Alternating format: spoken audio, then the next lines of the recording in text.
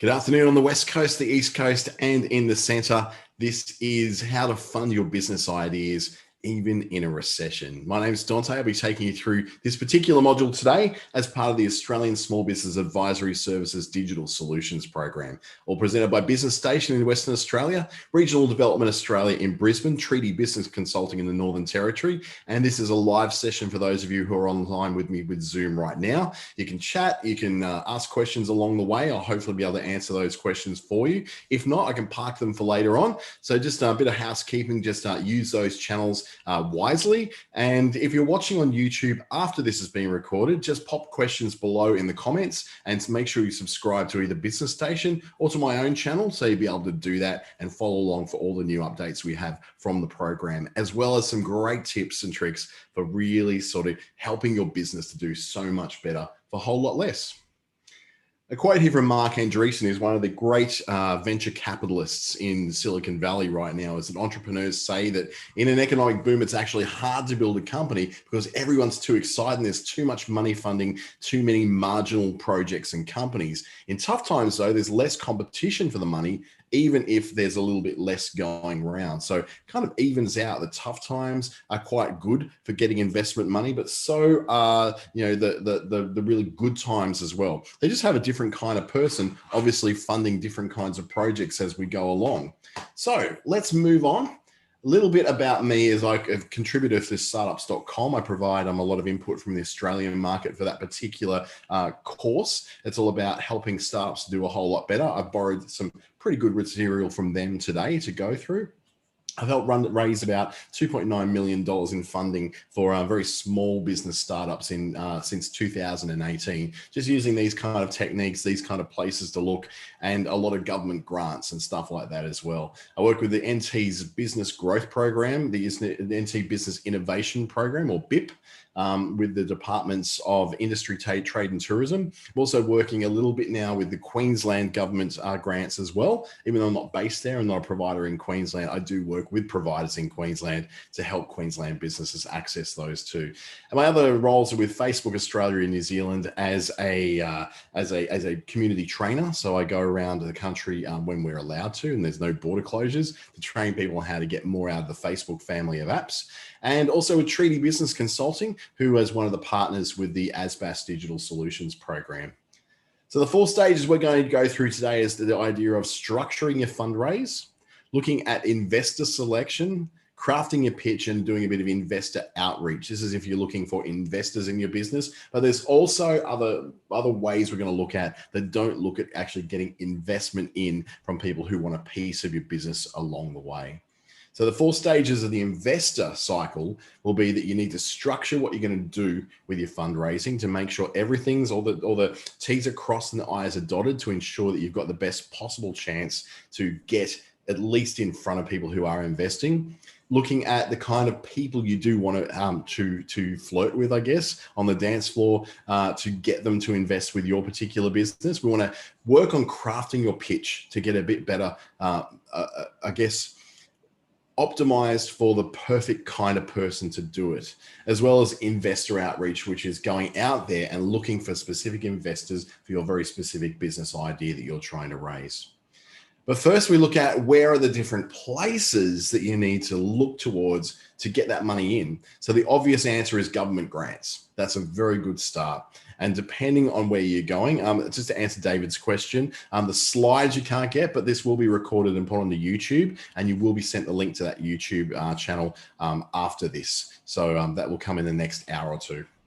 So government grants are usually the most obvious way we think of getting money. The problem is if you're a startup and you've got no track record behind you and no cash flow, quite often the government grant path is closed to you because you need to be raising at least, about that $75,000 and reaching the GST payment level to attract any kind of state or territory government grants. And then it sort of slides up from there, where you get people also getting hold of you from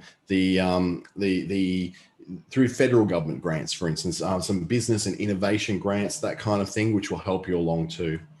Then private investment is the next place we go to, where we're actually looking for investors out there in the marketplace who may want to bring money into it. Now, that could be a family member. It could be a friend. It could be someone you're already working with. It could be another company. It could be someone you've never heard from, like hedge funds and investment funds and angel investors and all those different kinds of people who have money to spend on ideas and they want to bring those in.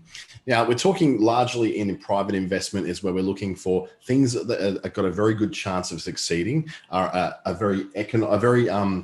I guess, an innovative idea, something that's very new, something that's very well thought out, something that's very well built to this point, or an idea at least that's very unique and has a great big chance of succeeding. And then we look at things like loans and credit cards as well, and what you're going to require to get those. Building a business on a credit card, probably not the wisest way to go, but sometimes it's the option that works best for a particular kind of business, and we'll look at that later on.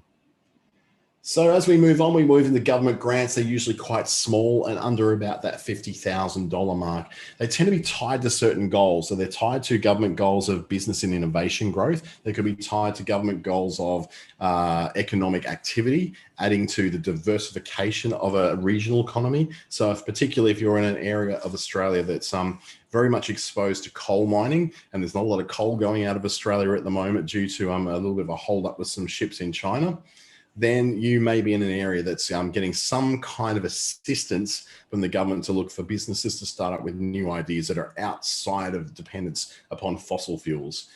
The same thing can go for agricultural areas that have got incentives to become more than just a wheat producing area or more than just a mango farming community. Some are easy to get. An example I'll give to you here is the Digital Solutions Grant in the Northern Territory can be very easy to get because you don't have to qualify by much. You've got to have at least $75,000 worth of revenue coming through your business. So you register for GST. And that's just simply because if they're going to invest another $5,000 in your business, so they are very, very small grants, they want to know that they're investing in something which is likely to have some kind of good impact on the community and the economy in general. If they're just investing money into things that are really not working, this could be a really dangerous thing and they could be losing a lot of money. And, governments, they just cop it when they go and invest in things that people don't really agree to or things that don't work. We're expecting that some of these things are going to tighten a bit after the whole COVID thing's over. We've borrowed a lot of money as a nation during the COVID crisis with JobKeeper allowances and job seeker allowances and the abilities for there's grants going left, right and center for different kinds of economic activity right now. So at some point that's going to be tightened or even shut down in some cases. So that's going to get a little harder to get once we get out of 2021 heading into 2022. There are some that are available through Commonwealth government grants. So through the Department of Jobs and Employment, and those kind of very large grants tend to be for helping people to export, for instance, through Austrade. But then there's state and territory based ones in Queensland, Northern Territory and Western Australia that all tie into very much keeping your business in that particular state or territory and encouraging that business to grow to the point where it can create jobs. And not a lot of the governments are interested in investing in things that won't create jobs. You're just creating things because it's this will be really cool and you're going to outsource everything to China for production. You're going to outsource all the customer service to the Philippines. That's all going to be great for you, but there's nothing in it for where you live. So in that case, you might have a bit of trouble getting that kind of grant. Private investment is generally larger. You're looking at over $50,000, sometimes about $20,000, depending on what you're trying to do. If you're trying to build a food truck, well, that private investment is probably going to be from family and friends. It's not going to be a lot of money, but it might be enough for you to get that food truck, right? But we're talking about bigger stuff here. It usually requires some kind of equity in your business. So they'll take a holding in your business, a percentage of what's going on. That can range from a percentage of the business as a whole in terms of shares, which is something you'd have to do with the company structure and shareholding, or it could be a percentage of turnover that's coming in, or a percentage of profit. So it could be a profit share arrangement that you may want to set up. Now, sometimes this has to be paid back. So they're going to give you $50,000 and they expect that will be paid back. And then that's fine. They don't want anything more as long as you pay it back. But more often than not, what they're looking for is rather than payback, they're looking for equity in the business. So as the business starts to move and grow and starts to make some revenue, then it's in a position for them to be able to draw money from that as a shareholder. They get a payout or a dividend on what they've invested in and on what their holding of the company is. So if you've just made $1 million, if their shareholding is 10% of the business, they get 10% of that million, if that's what your revenue model is. If your profit out of that $1 million was only $100,000, then their 10% is only going to be, $10,000. So there's going to be different sizes according to the agreements you have. They have to be legal contracts. You cannot just fudge this one and just hope for the best, because these people who do privately invest, they have lawyers. So you need to get lawyers too. So you got to make sure you lawyer up, get these agreements signed by both parties so you all understand what's going on, get good legal advice and people who can look over these things for you, so you don't get ripped off, because it's very easy to.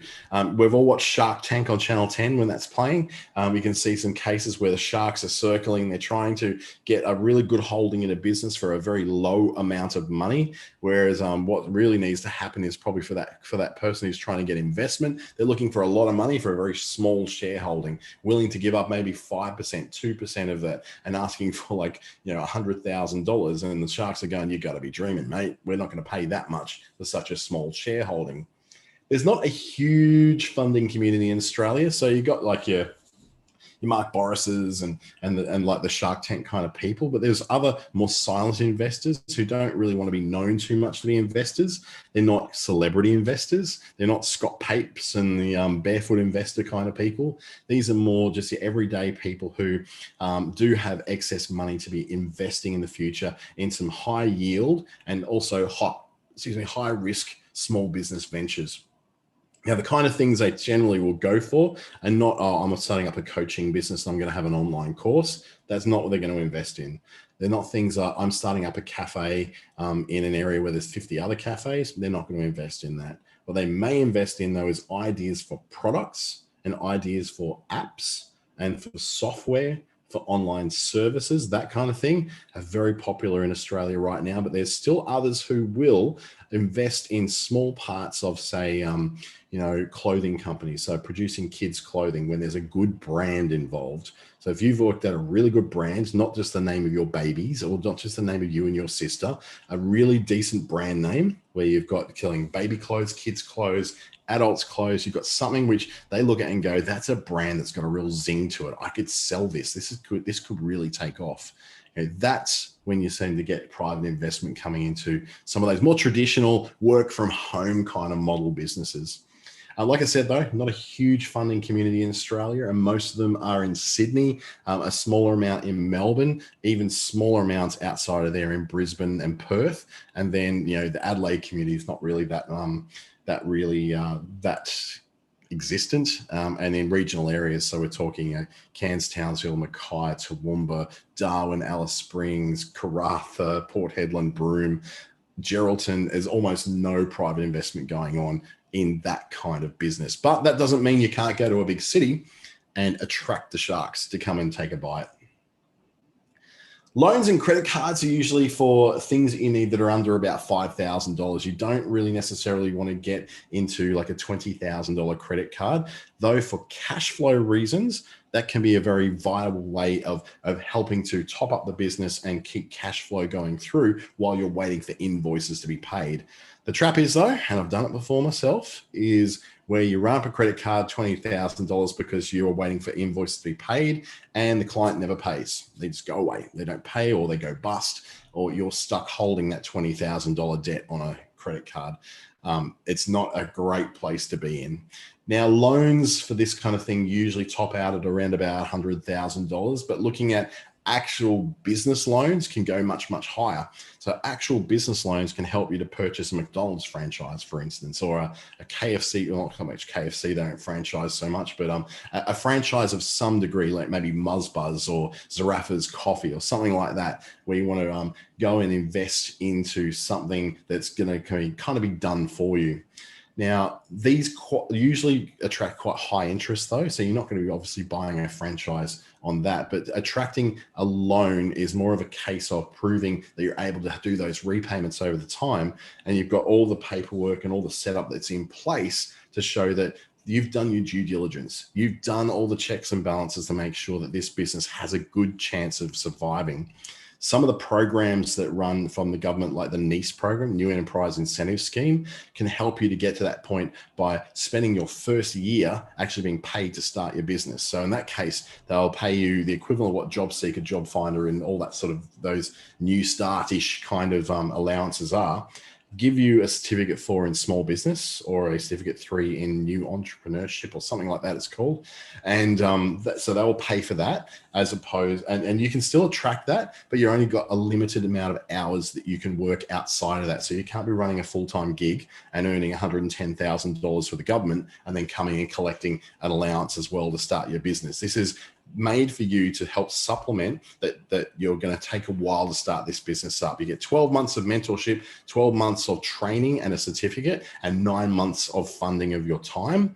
And yes, that has got a cap on it, but the idea is that you're already doing work outside, and hopefully by about month 3, your business is making some cash flow, so you don't have to be so reliant upon that government payment coming through. Now, that kind of program lends itself really nicely in year 2 to being able to get business loans, because it's shown you've got a certificate, it's shown you've got 12 months under your belt, it's shown that you've got the ability to be able to keep a business going after 12 months and making it even mildly profitable. That's what a bank wants to see. They want to see growth and potential, because ultimately what they want to do is lend you this amount of money, say $250,000 to fit out your shop.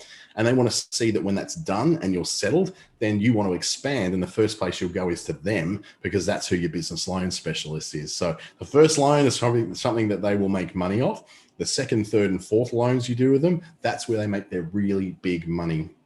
Now, there is the SME Guarantee Scheme at the moment, the Small and Medium Enterprise Guarantee Scheme, which is offering banks and financial institutions to give credit and loans to small businesses that do pass certain qualification criteria that allows them to access this kind of stuff. And the bank is much more willing to give that cash because the government's guaranteeing for that amount. Now, it's only for about $100,000. You're not going to get an unlimited amount of money, but what it does guarantee that if you do go bust because of COVID and border closures and any of those sort of reasons, that the government will still pay the bank for that loan. So there's a guarantee in there that the bank will still get paid, even if you go bust and you can't pay it back.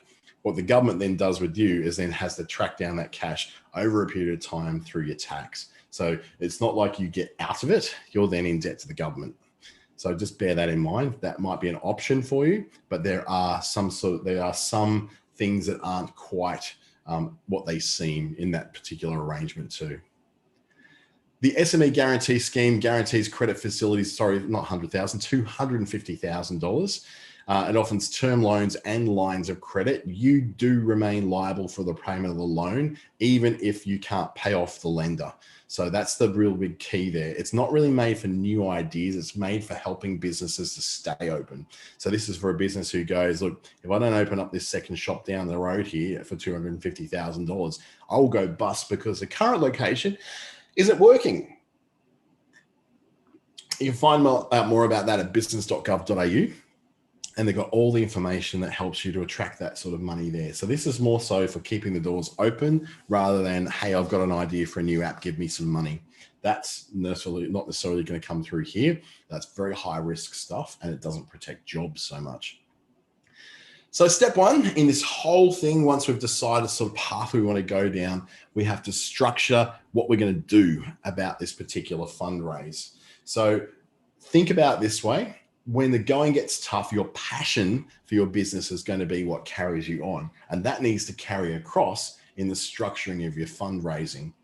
So there's three different ways you can do a fundraise. It's through bootstrapping, which is basically self-fundraising. So you do your own funding, you do it yourself, mum, dad, brother, sister, cousins, aunt and uncle, that rich uncle that you don't talk to, but it's got tons of money. Yeah, that's getting money from them.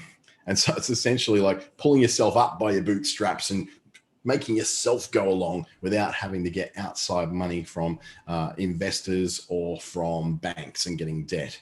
The next one is equity. So we're talking about that just briefly before, the idea that you can attract a Shark Tank style investor and they will give you money in exchange for a piece of your business. So this is a scary thing for some people because you're essentially getting a business partner of a certain percent. That business partner could be a 10% partner. That partner may demand that they have 49% of your business, which is pretty much half of your business, but not the controlling area. It may mean that if you've got a board on your business of directors, then you may be stuck with someone on your board who you hate and hate working with. This is a risk that comes with equity. Debt then obviously has its own pros and cons. It could be a very heavy burden to carry, or it could be something you're handling quite well. So bootstrapping is using what is essentially your own capital, your own input. So your own credit cards, the purchases by customers. So it's self-funding as they pay you, you are able to pay your bills, or the margin you're making on each product is helping to pay for the next stage of your business's development. Things like eating 2-minute noodles to save money. Don't laugh at that. This was a very serious part of the start of my business, and particularly my most recent business, the only one that's really succeeded really well, is that I had to go through a period there where it was either the payroll or the car repayments, and I had to choose the payroll. So I had to essentially lose my car for a while. It wasn't a very nice way to go, but it's one of those sacrifices you make when you're growing a business and you're bootstrapping it for yourself. There's always plan A. This is always plan A because this is the easiest way to get it and it's not going to cost you so much and you're not losing a part of your business. It's what we call sweat equity. So this is the amount of money and time that you're putting into it yourself. The amount of effort you're putting into it yourself, your time, particularly your time. Like your time is probably the one thing that's going to go in here the most. It's from your friends and your family, those who trust you and want to support you. It's using charge cards like Amex cards or store cards or an Officeworks card or something like that. And using things like savings. So if you've got, $50,000 saved in a bank account somewhere, it's going and whittling that thing down. And in some very, very rare cases, I utterly do not think you should ever do this, superannuation and dipping into that. Please don't do it. Crowdfunding is another way of bootstrapping. You're not getting investors, you're getting supporters. So if you're doing something that's particularly in a cause, so for instance, if you're doing something to do with Aboriginal health, Aboriginal art, you're doing something with the LGBTIQA community, for women, for men's mental health, and it's a business you're creating around that, you can do quite well out of platforms like Kickstarter, Indiegogo, GoFundMe. GoFundMe is more so, for causes, but Indiegogo and Kickstarter can be a place where you're actually doing a product. You've got an idea, you built it out, you've got a product. And I've got an example of a Kickstarter I bought myself really recently, haven't used it yet, but I can't wait to, is a thing called Maunocaster. It's someone who put together this basically podcast studio in a box. And it was great. At the moment, most podcast setups a bit, buy a bit here, a bit there, go get that from over there, that from over here. This is just one big box that has everything you need to start a podcast and run it really successfully with an interview setup and everything. Really, really fun thing to do. Got it at a really good rate because I was a very early adopter of that. And when I got it, everything works and it's fine and I love it and it's great. I just haven't really used it yet to do my podcast because my podcast is kind of languishing in the way. But that's an idea of raising enough money for them to develop their product to the point where they can take that now to market and sell it commercially anywhere. They've proven the concept. They got their first lot of customers. They got the first lot of people paying for that particular product, and they're making just a slight loss on it actually at the moment. But now it's proven that it can be done. It can be done in large numbers, so they can now produce this thing as a product and sell it commercially to JB Hi-Fi or sell it to Harvey Norman and places like that who are looking for great little packages of things that they can just go. Someone walks on and says, "I want to start a podcast," and they go, "Here you go. Here's a big box, podcast in a box." Facebook can be a great place to crowdfund as well if you're looking for just small amounts of money to achieve a project, for instance. So that project could be that we are looking to open up a food truck cafe on the beach in, I'm not going to say Cottesloe because that's probably too crowded already with restaurants. It wouldn't be too happy. But there's some beach which is like an up-and-coming beach, maybe Trigg Beach in Perth, or somewhere like Rainbow Bay in Queensland, where it's a little bit quieter and someone's looking to start up something like that. They can do fundraising through Facebook. You don't have to be a not-for-profit to fundraise on Facebook. You can raise money for yourself. There's fundraising tools that allow you to do that, not as a charity, but as a person asking for money to support an idea. So that's another place you can do it. There's fees involved with it, like there is in Kickstarter, Indiegogo, and GoFundMe, but they're pretty low, and it works through PayPal. So you're going to have that ability for people to show some support for what you're doing. And if it's a particularly great community project, you can raise a lot of money through something like Facebook. Customer capital is a really interesting concept, and you quite often see this with when a new gym opens in an area. What they'll have is something like an early adopter or an early bird buyer or a foundation member. And this is getting people to sign up before the thing is open. So it could be 3 months before the new, let's just say Anytime Fitness is opening up in your particular town. So what they do, they get a whole bunch of people to sign up for it 3 months in advance and to pay 12 months in advance to as a foundation member for a very significantly discounted rate, like to the equivalence of saying, get 12 months membership for the price of 3 months. And so what they do, they get a whole bunch of cash in one glut. And they know at gyms particularly that people tend to get very, very motivated when they first start. They get very, very excited when they first start up. Then they sort of fade away. And the next thing you don't know where they are, and they're never turning up to the gym anymore. I'm one of those people. Anyway, with foundational members, that's a way of getting in a whole ton of cash all in one great big bucket. And then as you whittle that cash down, you're then getting new members in all the time. So your foundational members will get this special price for 12 months or even longer. It could be a lifetime deal. Quite often AppSumo is a really good place to show how customer capital helps raise software companies. They're creating online tools and online apps and things like that. And you go to AppSumo and you buy it on a lifetime deal for $49 US, which is the equivalent, of maybe a couple of months of access to that particular thing, but you get it for a lifetime. Now, the beauty for the AppSumo customer is for the person who's trying to get their app going or their software going through there, is they get a big glut of money straight in. It's what they call the customer capital, which allows them to pay their bills, keep their lights on until they can develop enough of a customer feedback system and then people referring it on. So people like myself who often refer on a tool called InVideo, which I got through AppSumo on a customer capital lifetime deal.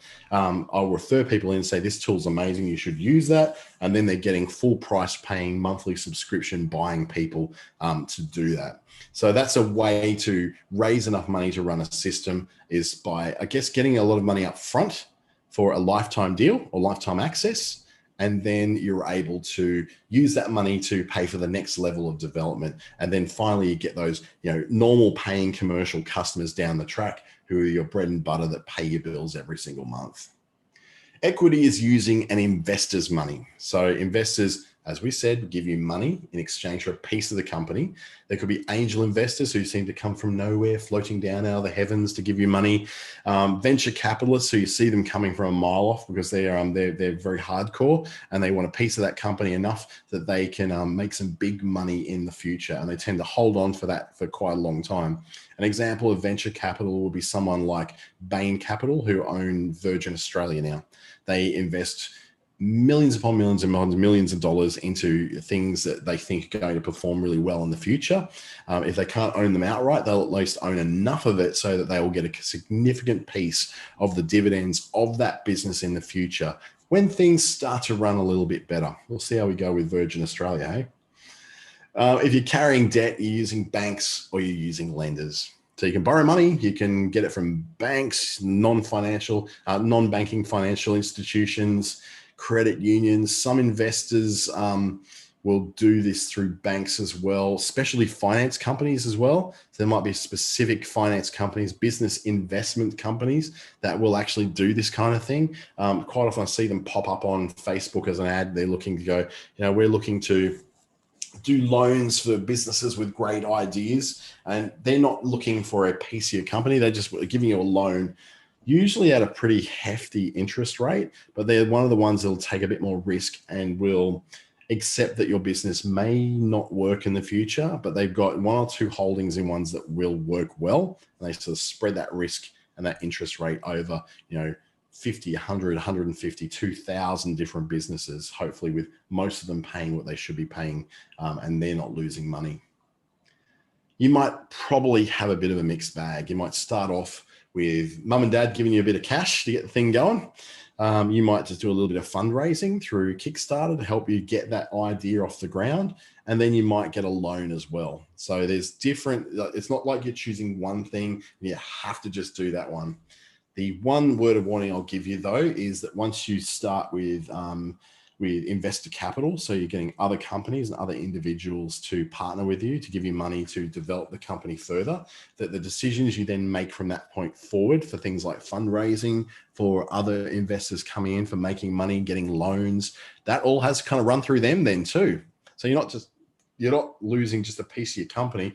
In many cases, you're losing a piece of the control. So please be aware if you're going to do that, and it's fine to do that. It's a completely normal, natural way to grow a business. You are giving away a piece of the control of all that. So if you're someone who doesn't play well with others, if you're someone who doesn't share your toys very well with others, you're one of those kids that doesn't want to share the sandpit with other kids, that may not be for you. And for a lot of men, this is a very common thing. We're not very good at sharing. So that might not be the way for you to go. That said, though, not every one of those equity partnerships means that they want to have any sort of management input. In fact, about 50% of them don't want any input in the management, the day-to-day operations and decision-making. They just want to collect a check when that company becomes profitable, because you're one in a portfolio of hundreds of risks they're taking right now, and they don't have time to be management. But if things go really bad in your company, they'll often go, look, we can send in our management who are used to turning around, these dead horses and turning them into, Melbourne Cup winners. Then that might be something which is on offer as well. That will be all part, though, of your partnership agreement that you do with any sort of investment capital investor. So how much do you need? This is where you need to work out what the level of investment or loan or something like that you need. So you're looking for something that's going to help you run for 3 months, 6 months, 2 years, longer than that, and breaking down what you actually want to do in the small chunks. The example being the Maunocaster brand, the little podcast thing, right? They knew that they needed to produce a particular manufacturer, particular microphone stand, headphones, little box that everything plugs into that then goes into the computer. They had all that set up in such a way that they have to make sure that each of those individual pieces could be developed. Then they realized halfway through that they couldn't work on a Mac natively through a USB Type-C connection. You can only go through a normal USB-A type connection or USB-B type connection. So those kind of ones meant they had to then develop a new one. So in that, they had to go, well, we need enough money to get us 3 months of runway capital to keep running the business without any potential income, just to develop this one that's going to work on Mac, because we've had a lot of people in their community who want a version that works natively on a Macintosh computer. So that's great. They did that, and it won for them. They got enough people, then back them on Kickstarter to be able to then move on to the next level of what they want to do, which is to take this out to producing big enough numbers to be able to sell in places like Best Buy in America, which is sort of America's version of something like JB Hi-Fi, I guess. Very, very similar concept to JB Hi-Fi. So then you've got to set yourself milestones that help you to calculate what you'll need and for how long you're going to need it. So we're talking about saying that within 6 months, in 3 months, we need X amount of dollars to be able to achieve this particular project or this particular business decision. Let's go back to, say, the cafe. So the cafe is saying in 3 months, we need to get another coffee machine and hire another barista. To do that, we can't really afford it on our current levels of revenue, but we're going to make this investment to drive in more customers and to be able to produce more takeaway coffee and Uber Eats stuff. So we can get things in and out the door a lot quicker. We don't have people sort of hanging around and milling about in the cafe, which is great. So they get that within the 3 months and it works. And it's great. They get a lot more customers in. They're paying off their whatever the debt is, or they're paying off the, there's enough money coming through to be paying the dividend to that investor. And the investor says, well, you know what? Why stop here? Let's open up another coffee shop somewhere else in the same process that we've done here.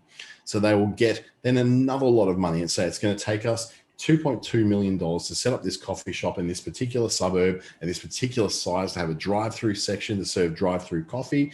We want to invest that much because what we need to do is to have something which is going to grow more and more in the future and diversify our income to not just takeaway coffee, but drive-through coffee. So they do that. So now 9 months into the process, they've got a drive-through coffee shop and their original coffee shop. Next thing is they want to then, after 12 months, grow this thing into 20 locations throughout the western suburbs, which is great. That's going to take, $52 million or something. So in that case, that's a lot more investment coming from that partner or another partner. They decide they'll get a third partner in who's going to do that. And then they have to calculate what it's going to take to grow the business to that kind of level. And then what the expectations are for the return on that investment. You've got to sell a lot of coffees to be able to pay off those kind of debts and investments. So what you'll find is that partner who comes in and wants to buy that will probably want a very large holding of that, which means that you and your first partner have got a much smaller slice of the pie now. It does sound scary when you're doing that, but this is a very natural process for those rapidly expanding businesses that have come from nothing to become something quite impressive in as little as 5 years. This can also be for apps. Apps are probably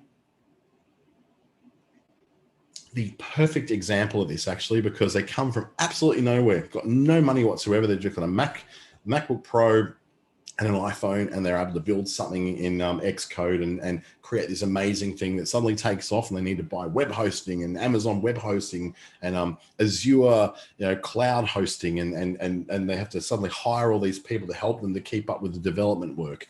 That's when investment comes in handy, because you cannot necessarily do all that on your own. You might have a whiz kid working with you, but eventually they get too busy as well, and you need to get bigger and bigger and bigger and bigger. So an example here would be milestone 1, which is going to cost you $25,000 to set up the technology for a particular business. So you go, the project we're setting up is going to take that much, so that we need $25,000 from the bank, from the investor, from wherever you're going to get it, right? Step 2 would be milestone 2, which is to build yourself a working prototype of what you're doing. So if you're building a physical product, then your prototype comes in here and says that's another $18,000 for the materials involved in this. So we can build out our prototype and our test to make sure this thing actually does work. Then milestone 3 could be to commercialize that, to get it out into the market, to market stalls, to shops, to online selling through a Shopify website, all that kind of thing. That's when you might need, I need a good $150,000 for that, because I need to pay someone $50,000 to go and sell it to places in shops. And then I also want to be able to do this thing where I've got the ability to be able to get my website built, which is going to cost me $20,000 or something like that to get that particular thing set up and ready to go, and then requiring a further $80,000 to be able to build out the marketing. So the Facebook ads, the get known stuff of getting that particular product out there to a market so people know what it is and know where to buy it from.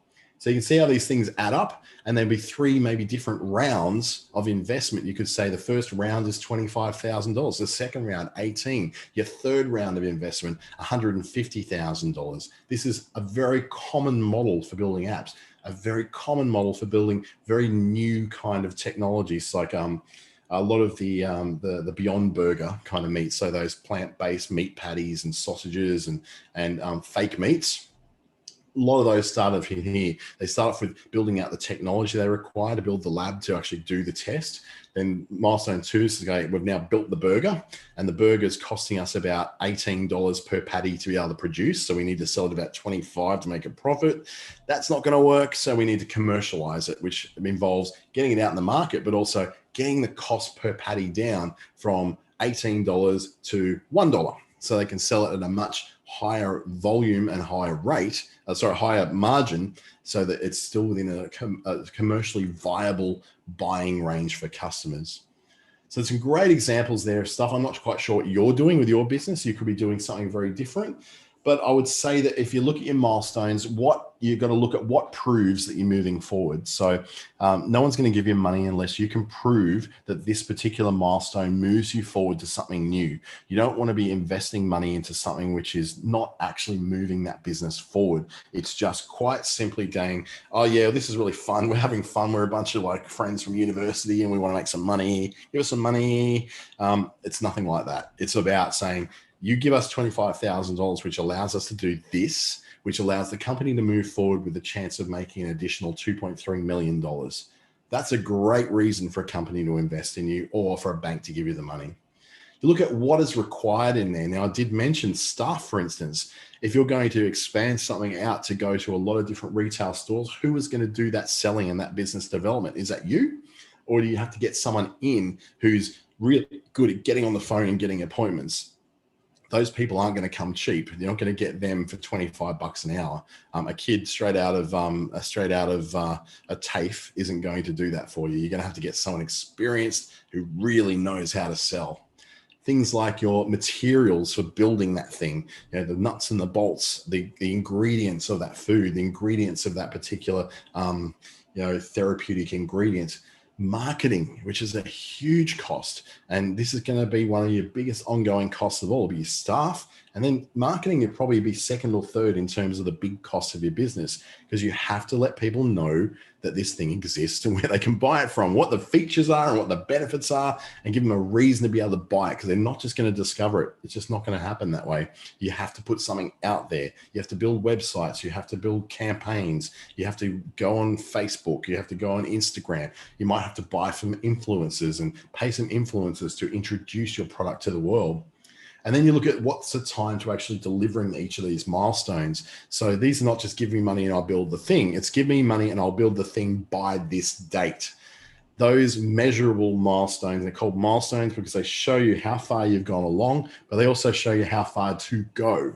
So make sure that you've got very measurable dates when you're looking for that kind of input from an investor. So not every source is going to fund you. You may find that angel investors are not going to pop in and they're not going to lend you money like a bank would. So equity investors tend to come in for things like software, hardware, healthcare kind of devices and healthcare technologies. And you'll get things like your angel investors and venture capitalists will come in from that, and hedge funds that want to go, this is a really good investment. I want to get in nice and early, like the early stage investors in Facebook, who within a year of their investment were literally making millions upon the shares they had. Going into debt tends to suit, you get that from like banks and other commercial lenders. That's very good for shop fronts, bricks and mortar, restaurants, retail outlets, property, any of those sort of things, which are considered to be something that's very easy to liquidate and sell and move on from if something goes wrong.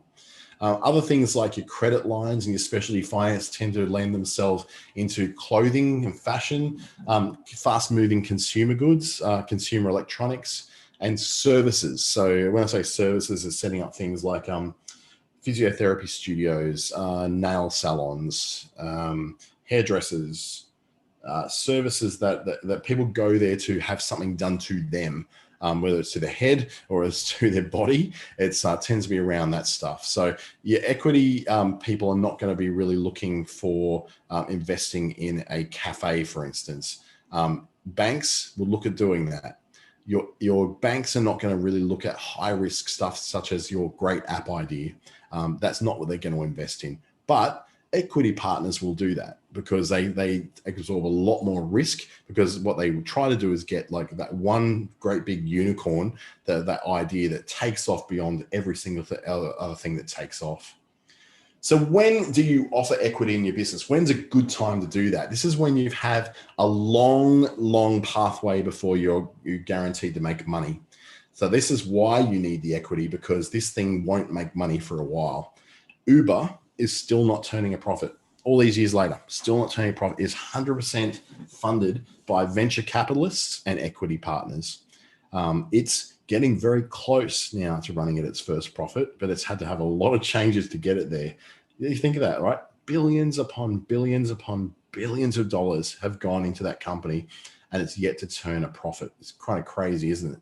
So they've got a very long line to go along until they actually expect to make money. Now, believe it or not, even though Uber's been around for how many years, it's still regarded to be a great investment because it is expected to make a heck of a lot of money in the future as the default way of the way people transport themselves, equipment, deliveries, all that around. You don't need to use a courier anymore. You can use Uber. I'll pick up a package and take it to another place in town. Isn't that amazing? So when you've got no security for a loan, so you want to be able to get yourself a business started and you want to invest in that business and grow it and buy premises and buy a lab to set up all the stuff you need to produce that particular product you're working on, but you don't have any security for that. You don't have a house that you can like put on as security as to leverage against the amount of money you want to borrow. That's when you offer equity in your business to an investment partner. When you can't do a bootstrapping. So for instance, you need a $150,000 wash bay for your car detailing business, right? It needs to be 3 or 4 cars can fit in there at the one time, and it's going to cost you 150 grand. No one in your family or your friends have got 150 grand they're going to give you. So you can't go down those bootstrap paths. There's no way you're going to save that much money. So you offer then an equity in your business for a partner to come in and invest that money for you. Or it's where you expect that your business is going to grow unusually fast. Things like apps, things like new consumer products, which suddenly become trendy. You can see that down the road, this thing will grow, but not just grow, it'll grow super, super fast. The problem with fast growth is you need to be able to scale yourself up. That means very quickly scaling staff, very quickly hiring people to fill call centers, very quickly expanding your website from being able to run on a shared host in Australia to having to run on Amazon Web Services and be mirrored in 100 different locations around the world. Fast growth is really hard to handle. Having had a business that grew really, really quick myself, not to those kind of like stratospheric conditions of something like an app like Uber, but it grew fast enough that actually I couldn't grow with it. I couldn't attract the investment for it. I didn't want to give away any parts of that business. And I couldn't get a loan for it because it's too risky. So it got to a certain point, it just stalled. And it just stopped there and then just went down, down, down, down, down because I wouldn't give away a part of it. Equity investment at that point in the business and someone to advise me along the way would have been so in hindsight, really helpful and helped me along with it. But equity investors are looking for very big outcomes because they're taking very big risks. So they're not going to come in and want to take just 2% of your business. They're going to want more. There's a lot of competition out there for equity investors because everyone's got these great ideas that they need some money for. Everyone's trying to build the new Facebook. Everyone's trying to build the new Uber. Everyone's trying to build the new Uber Eats. So there's lots of stuff out there that people are trying to build, and it's attracting that investment coming in. That's why a lot of Australian businesses don't necessarily go straight to the equity investment model. They'll go out and try and get their money from the government. And it does take a while for you to find one.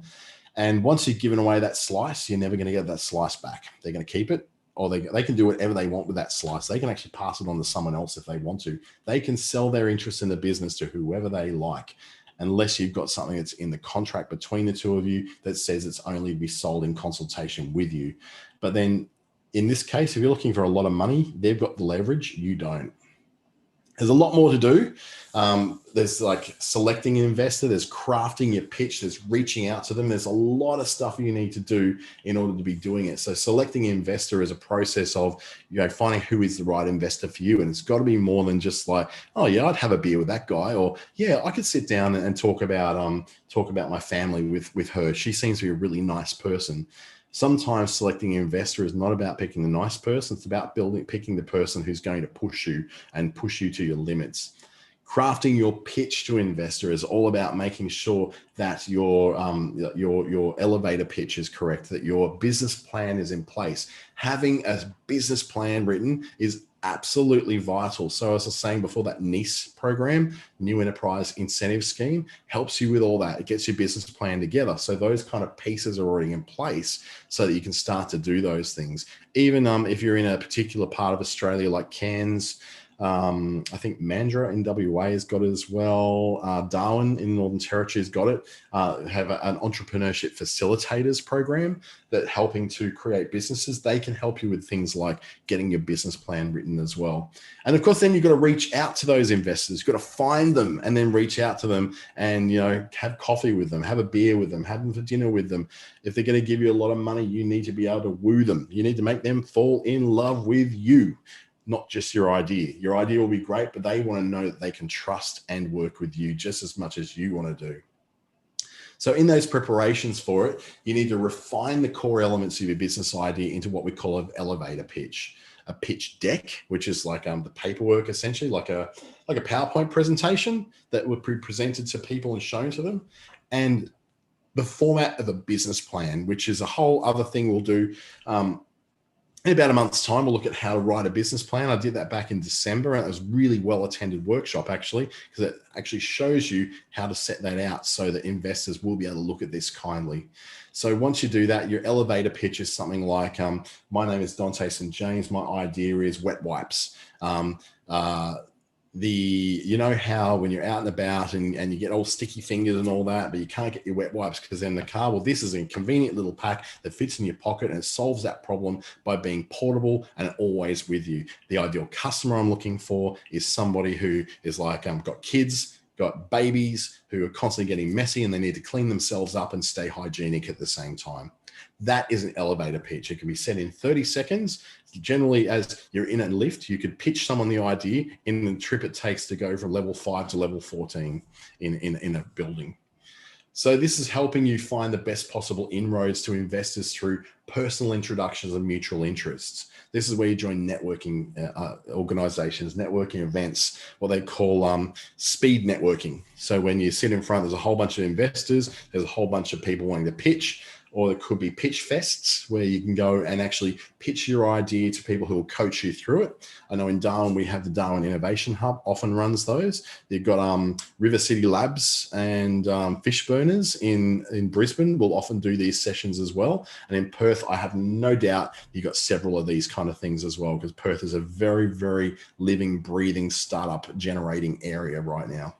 Developing a winning email outreach strategy helps you to get to as many people as you possibly can who may be interested in this kind of thing. So it will help you to make sure, but you need those email addresses. So you need to do a lot of research to find out who the decision makers are in investment companies and in other companies that aren't necessarily investors, but may be interested in your technology or interested in your process or your method in what you do. So some of the ideas for government places to go to in Queensland, go to the Department of Employment, Small Business and Training and see what grants they've got available. The Smart e-grants system as well. So Smart and then E, then grants online. It's a great place to start with to find out what grants are available for business to help you to get started or to increase your business.